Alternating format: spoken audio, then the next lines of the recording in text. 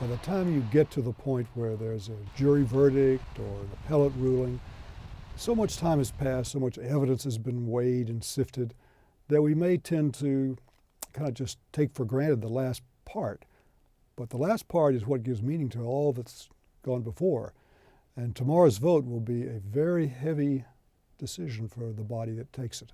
The yeas are 258. Whatever you thought about the Speaker of the House, Newt Gingrich, who drove that impeachment, and whatever you thought about President Clinton, it really was a change in the nature of the relationship between the House and the President. And I think we still live in that world now. I'm not suggesting that President Trump should be convicted or that President Clinton should have been convicted. I'm simply saying that we take impeachment now more as a political weapon of last resort. That's not the way it was designed. It was designed as a legal method. And I think we have the Speaker of the House, Newt Gingrich, to thank for that change.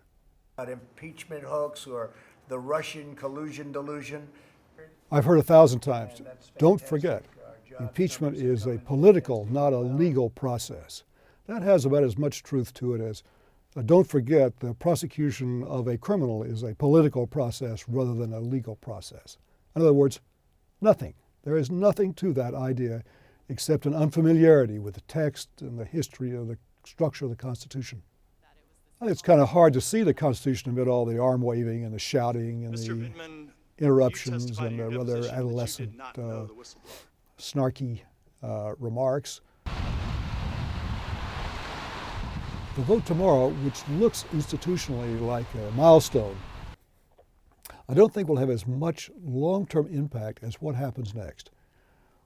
Will the House send the bill of impeachment directly to the Senate, or will they withhold that bill and try and get some concessions as to testimony? And that's something that I know you'll want to watch carefully.